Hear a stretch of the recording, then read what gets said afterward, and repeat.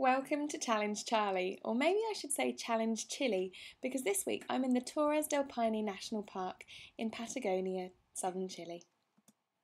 Joining me in the park is challenger Matt from New York, and together we're going to be walking the W, one of the most famous routes around the Torres del Paine. The first day takes us up to Glacier Grey, and from there we walk to Camp Italiano. That's the path that we're meant to be walking down.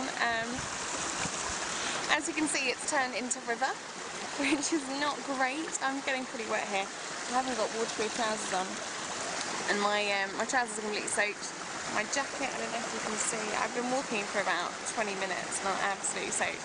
And our tent looks like, I don't know, it looks like a river is running through the centre of it. It's really boggy. We've just camped our second night, so we've got 2 more nights camping. Just camped our second night at a place called Camp Italiano, which is one of the free camps on the W. And you can see why it's free. There's no loos, or there's one loo, and so people are literally going to the toilet everywhere, which is really disgusting, especially when the whole mountainside has just turned to rivers. So there's like floating toilet paper and other stuff floating down the hillside, which is not so nice. But we've just decided to turn around. So this is the second prong of the W. So if you think a W goes like that, and then we're up on this pit here. Then, so tomorrow we will go along to here, and on the last day we'll go up across to a viewpoint to look at the Torres del Paine, the Paine Towers, and then we'll go along and then come back down. So we're kind of in that middle point, and we haven't gone up very far, unfortunately, just because it's not worth it.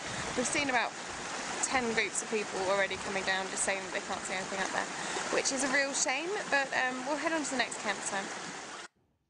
Unfortunately, things didn't clear up that day, and so we ended up staying the night in a refugio, one of the mountain huts, in order to get away from the rain.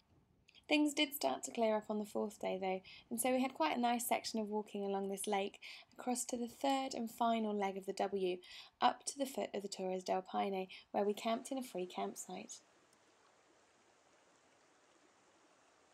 Hi! Okay, it is the end of day 4. We've just done our 4th and longest day of trekking, and the 3rd and 4th are meant to be the longest 2 days, but obviously because we couldn't walk up Valley Francaise because it had just turned into a stream and because there was no point to go up to the viewpoint, yesterday turned out to be quite a short day. So today we were meant to be walking for 7.5 hours, or that's what the map estimates anyway. We actually only walked for 5 hours.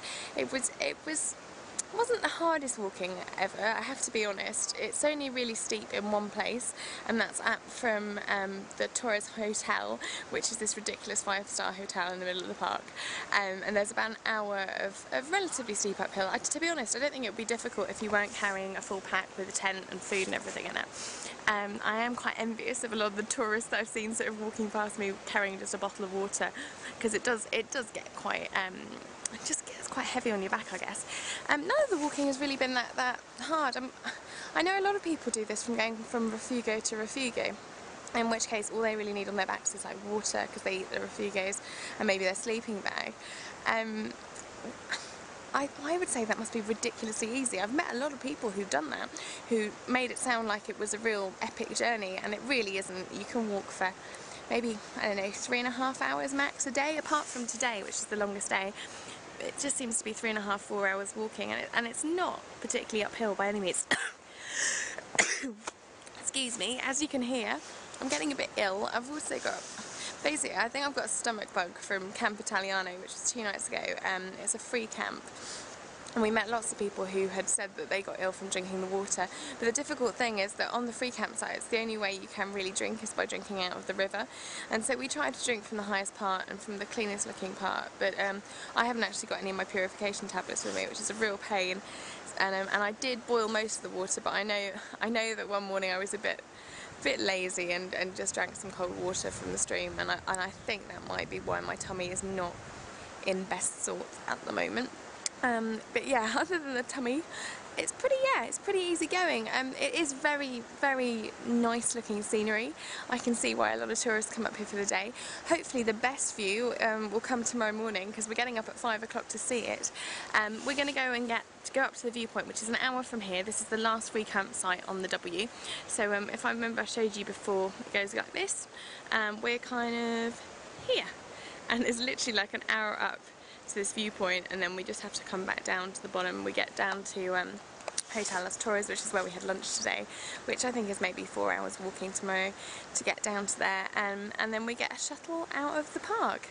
So that will be our 5 days in the park. We were just really unlucky with weather yesterday. It just absolutely tipped down, and I have to admit, we ended up going to Refugio.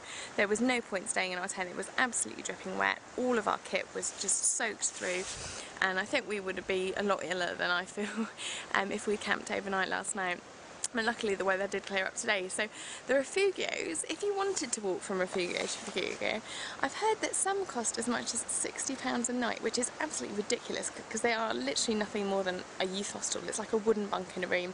It's very similar to what I stayed in on Everest when I went up to Everest Base Camp, and from what I can remember, that was no more than £4 or £5 a night to stay in those hostels, so this is a lot more expensive. Luckily the one we stayed at was one of the cheaper ones, so that was only £19, and it was £19 well spent, because we managed to dry out our tent and all of our kit and stuff, so that we actually had a lot more pleasant day today than we would have done if we'd have tried to camp out in the rain again. Fingers crossed we won't have any more rain before we head back down to Puerto Natales tomorrow afternoon, and hopefully we'll get a nice view as the sun rises over the Torres themselves, the Paine Towers. Apparently sometimes you can get them really glowing red depending on the sunrise, but we'll just have to see, I guess. But I shall take the camera up with me at silly o'clock in the morning, and we shall see. Good morning. The walk up to the viewpoint wasn't actually as hard as I was expecting. While there was quite a lot of rock and it was quite steep, it only took us about 35 minutes to get up there. And sunrise was definitely an interesting experience because it wasn't actually sunrise. The sun was already up, but we had to wait at the top for about an hour in order to watch the change of the light on the Torres. This is definitely a challenge I'd recommend doing. I think the Paine Towers are possibly the most beautiful part of Patagonia.